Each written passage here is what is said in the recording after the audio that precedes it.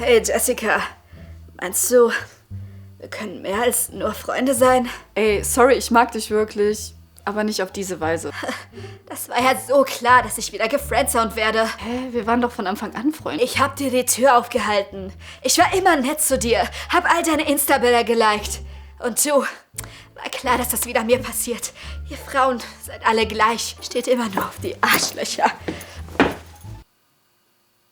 Das, meine lieben Leute, war die Verkörperung des Stereotypen Nice Guy. Von dem Typen, der meint, er sei anders als andere Männer, weil er nett ist. In der modernen Social-Media-Welt, gern auch als Pick-Me-Boy bezeichnet, finden wir diesen Charakter in sehr vielen Filmen und Serien wieder. Neben den gemeinen, aber beliebten Macho-Captain des Footballteams und dem eingebildeten Popular Girl, das nur Pink trägt, ist er ein weiteres, weit verbreitetes Hollywood- und Teenie-Film-Klischee. Und dieses Nice-Guy-Phänomen habe ich, by the way, in Filmen, dann bisher immer in Hetero-Beziehungen gesehen. Und wir wollen uns dieses Klischee mal genauer anschauen, warum Nice Guys oft nicht so nice sind, wie sie eigentlich denken, was an ihrem Bild in Filmen und Serien so problematisch ist und wie sich das mittlerweile gewandelt hat.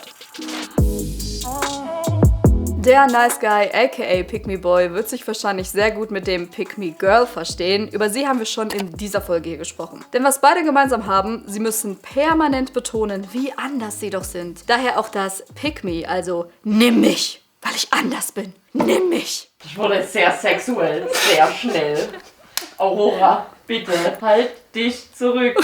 You're lucky he holds me back, bitch. Dieser Pinguin, kennst du das, der so zurückgehalten wird? Dabei macht das Pick Me Girl andere Frauen runter, um sich selbst hochzupushen, und der Pick Me Boy basht andere Männer, um zu zeigen, dass er besser ist. Und wie genau das bei so einem Nice Guy bzw. Pick Me Boy ausschauen kann, wird, wie ich finde, wundervoll in folgendem TikTok zusammengefasst. Voll nett von dir. Ja, ist doch gar kein Problem, wirklich. Das mache ich echt gerne. Für was anderes bin ich ja auch nicht gut genug. Ich meine 1,92 Meter. Ja, ich mag's auch nicht alleine draußen bei dem Wetter. Hör doch auf, ehrlich. Sowas macht mich echt traurig, weißt du das? Dass Frauen nicht das machen können, was sie wollen. Weil wir Männer immer nur das eine wollen. Aber ich bin nicht so einer, wirklich nicht. Ich schäme mich auch manchmal für mein Geschlecht. Da vorne in der Straße wohnt mein Freund. Dann wer? Alles klar, raus. Ich liebe dieses Video. Und damit kommen wir auch schon direkt zu einer genaueren Erklärung, was eigentlich hinter dem Klischee Nice Guy steckt. Ich denke, ihr habt vielleicht schon einen ersten Eindruck davon bekommen, was den Nice Guy so ausmacht. Vorab aber ein Disclaimer, bevor jemand wutentbrannt in die Kommentare schreibt, wie wir es wagen können, nette Leute zu beleidigen. Es geht in diesem Video nicht darum, nette Menschen zu bashen, sondern diejenigen zu kritisieren, die vorgeben, nett zu sein und dafür etwas als Gegenleistung erwarten. Und wir wollen dieses Klischee in Filmen und Serien analysieren.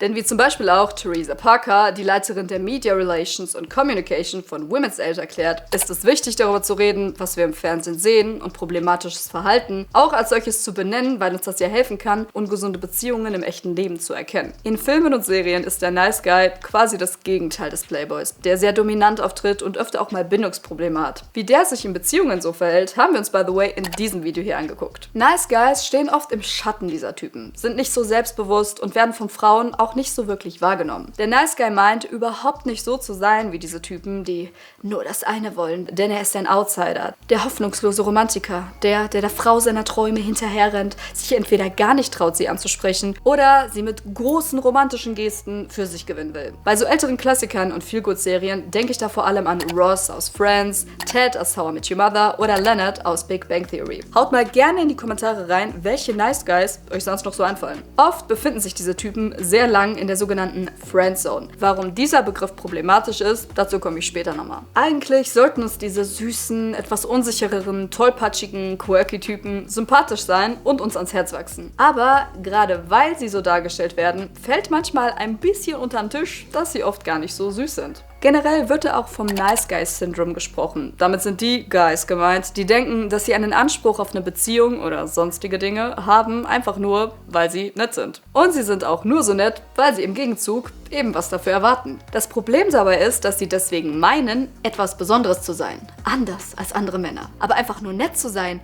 macht einen halt nicht zu etwas Besonderem. Es sollte ja eigentlich eine Selbstverständlichkeit sein. Dafür gibt's halt keinen Applaus und leider auch keinen Koitus.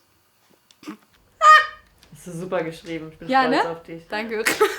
Nein, Jason, du kriegst nicht jedes Mal einen Stempel auf deine Stempelkarte, wenn du eine Frau respected hast. Hallo? Ich hab dir ein Minimum an menschlichen Anstand gezeigt. Wo bleibt denn jetzt hier mein Geschlechtsverkehr? Gibt's noch ein kürzeres Wort für Geschlechtsverkehr? Eine große Red Flag ist, by the way, vor allem, wenn diese Menschen bei jeder Gelegenheit ständig anpreisen müssen, wie nett und anders sie doch sind. So, als würden sie selbst nicht so 100% daran glauben. Das Kritische ist halt, dass dadurch das Bild vermittelt wird, dass es der normale Standard ist, Frauen nur zu benutzen, weil das ja alle anderen Männer so machen, laut dem Nice Guy. Und nett zu sein eine absolute Ausnahme ist. Aber diese Nice Guys sind da kein Stück besser als dieses Klischee, was sie so kritisieren, weil sie die Nettigkeit ja auch nur dafür benutzen, die Frau zu manipulieren, um das zu bekommen, was sie wollen. Laut dem Therapeuten Dr. Robert Glover versuchen diese Leute oft, verdeckte Verträge mit dem Ziel ihrer Begierde zu machen. So nach dem Motto, ich bin der liebe Typ, der dir immer zuhört, dafür musst du mich dann aber auch lieben und meine Freundin sein. Und naja, in den meisten Fällen wissen die anderen Personen halt nicht, dass diese Verträge existieren und sind dann laut Dr. Glover oft überrascht, wenn der Nice Guy wütend ist, warum sie ihren Teil des Deals nicht eingehalten haben. The nerve of some people. The nerve. Und genau dann sind Nice Guys gar nicht amused und behaupten, sie würden in eine ganz bestimmte Zone gedrängt. Dann wird sich ganz doll darüber aufgeregt, dass die guten Typen immer in der Friendzone landen und Frauen sich nur für die bösen Assholes entscheiden. Populär ist der Begriff Friendzone übrigens vor allem durch die Serie Friends geworden. Because you waited too long to make your move and now you're in the friend zone. Diese Friendzone wird aber von einigen Seiten stark kritisiert, da ja auch sie impliziert, dass wenn man nett ist, automatisch eine romantische Beziehung zu erwarten ist. Aber egal wie viele Blumen man kauft, egal wie viel Mühe man sich gibt, das garantiert halt nicht, dass die andere Person dasselbe fühlt. Ja, es ist der Albtraum einer jeden Hauptfigur einer Rom-Com in der Friendzone zu landen, aber die andere Person hat halt ein Recht darauf, Nein zu sagen und anders zu fühlen als du. Und das gilt sowohl in Filmen und Serien, aber auch vor allem in Real Life. So wie dieser Tweet ist zusammenfasst. Du denkst, gefriendzoned zu werden ist schlecht? Stell dir vor, dein gruseliger männlicher Freund denkt, du schuldest ihm Sex. Vor allem kann ich doch nicht mit jeder Person, die nett zu mir ist, eine romantische Beziehung eingehen. Oder, Jenny? Ist dir mir aufgefallen, dass ich noch nie nett zu dir war? Merkst du? Ciao. Anyway, so. Natürlich tut uns Ablehnung allen weh, aber niemand von uns ist halt jedermanns Typ. Außer Jenny, meiner. Was ergibt gar keinen Sinn. Aber mit dieser Ablehnung können Nice Guys nicht so gut umgehen. Da kommt dann oft das wahre Gesicht zum Vorschein. Die Reaktion fällt dann, etwas überspitzt dargestellt, gerne mal so aus. Ich hab dir ein Eis ausgegeben. Ich hab dir gesagt, dass du hübsch bist. Ich hab dir vorhin sogar die verfickte Tür aufgehalten. Wo ist mein Koitus? Der erste Eindruck, den man von so einem Outsider-Nice Guy hat, kann sich später als sehr falsch herausstellen. Sehr gut sieht man diesen Kontrast, finde ich, in dieser Folge von der Science-Fiction-Serie Black Mirror, wo wir die Hauptfigur Robert Daly haben. Er wird oft ignoriert, scheint nicht sehr selbstbewusst und es wird sich auch über ihn lustig gemacht. Und als er dann eine neue Kollegin namens Nanette kennenlernt und sie auch zu mögen scheint, kommt ein anderer Kollege rein, der sehr viel bestimmter auftritt als er und ihn in den Schatten stellt. Da kriegt man schon Mitleid mit ihm, weil er ein echt netter Kerl zu sein scheint. Bis wir erfahren, dass er in einem selbst kreierten Virtual Reality Spiel digitale Klone seiner Arbeitskolleginnen und Arbeitskollegen erstellt hat, heimlich die DNA von Nanette klont und als ihr Klon in dem Spiel nicht seinem Befehl folgen will, das tut. Fügen Sie sich? Braves Mädchen. Das würde ich bei dir manchmal auch gerne machen. Boah! Ne, weißt du, ich mach das jetzt echt. Hab ich gemacht. Mir fällt nicht ein, was ich dazu sagen will, aber da ich am besten über Memes kommunizieren kann, zeige ich euch einfach mal das hier. Hard to swallow pills. Mädchen lieben eigentlich Nice Guys, aber wahrscheinlich bist du gar nicht so nice, wie du denkst. Natürlich ist diese Szene eine sehr krasse Science-Fiction-Darstellung, aber sie bringt auf jeden Fall auf den Punkt, dass der erste Eindruck definitiv täuschen kann. Das Standardargument, was man zu hören bekommt, wenn man einen Nice Guy ablehnt, ist ja oft, dass sich Frauen nie für die richtigen Typen, also sie, entscheiden würden, sondern sich immer nur in Arschlöcher verlieben. In diesem Zusammenhang wird gern der Satz Nice Guys finish last benutzt. Gute Typen beenden zuletzt. Also worauf der Satz eigentlich anspielt, ist der Stereotyp, dass Frauen zwar behaupten, sie würden würden liebe, sensible und rücksichtsvolle Männer daten wollen, sich dann aber letzten Endes trotzdem für die Bad Boys entscheiden. Ob das wirklich stimmt, beschäftigt tatsächlich echt ganz schön viele Wissenschaftlerinnen und Wissenschaftler, denn es gibt wirklich einige Studien dazu und bei den meisten ist rausgekommen, dass die Mehrheit der Frauen für langfristige und ernste Beziehungen einen netten Mann deutlich bevorzugen. Es hat sich auch gezeigt, dass natürlich das Aussehen ebenfalls ein positiver Faktor ist, wenn es darum geht, wie begehrenswert ein Mann wahrgenommen wird, aber das spielt eine größere Rolle bei lockeren sexuellen Beziehungen. Ein Mann, der zum Beispiel selbstlos ist, aber als weniger attraktiv wahrgenommen wird, wird für eine ernste Beziehung dennoch viel eher bevorzugt als ein Mann, der nur attraktiv ist. Und wenn beide Faktoren gegeben waren, hat ihn das obviously noch begehrenswerter gemacht. Was aber auch hier, finde ich, auffällt, ist dieses Bild, dass es nur 2 Sorten an Guys gibt. Auch die Therapeutin Dr. Candleth Ben-Ari sagt, dass es ein Problem ist, dass wir die Popkultur oft ins echte Leben projizieren und in gut und böse einteilen. Sowohl in Film und Fernsehen als auch im echten Leben. Denn natürlich sind Menschen etwas komplizierter als das. In unseren Feel-Good-Serien schaffen es ja auch die Nice Guys, nach einer etwas längeren Zeit, das Herz ihrer Geliebten zu erobern. Ross und Rachel kommen zusammen, Ted und Robin, Leonard und Penny. Ja, ich weiß, wir haben es hier oft mit On-Off-Beziehungen und so weiter zu tun, aber es geht hier erstmal um das Prinzip, dass sie überhaupt zusammenkommen. Generell ist es in Romcoms ja oft so, dass es von Anfang an der beste Freund war und sie es erst einfach nicht gesehen hat, aber dann sieht sie es irgendwann doch, weil der Nice Guy eben alles gegeben hat. Diese Geschichten vermitteln das Bild, dass die unerschütterliche Hartnäckigkeit des Nice Guys am Ende mit der Liebe seiner Angebeteten belohnt wird. Teds Philosophie bei How I Met Your Mother zum Beispiel ist, sich von einem Nein nicht unterkriegen zu lassen und trotzdem weiterzumachen, wenn es um die wahre Liebe geht. And when you love someone, you don't stop. Ever. Even when people roll their eyes or call you crazy, even then, especially then. You don't give up. Das Problem ist halt nur, wenn diese wahre Liebe nur von einer Seite aus empfunden wird. Also versteht mich nicht falsch, ich finde es wunderschön, wenn man investiert, sich Mühe gibt, für die wahre Liebe kämpft. Aber wenn jemand ein Nein kommuniziert, dann bedeutet das nicht überzeug mich, es bedeutet Nein. Bruh.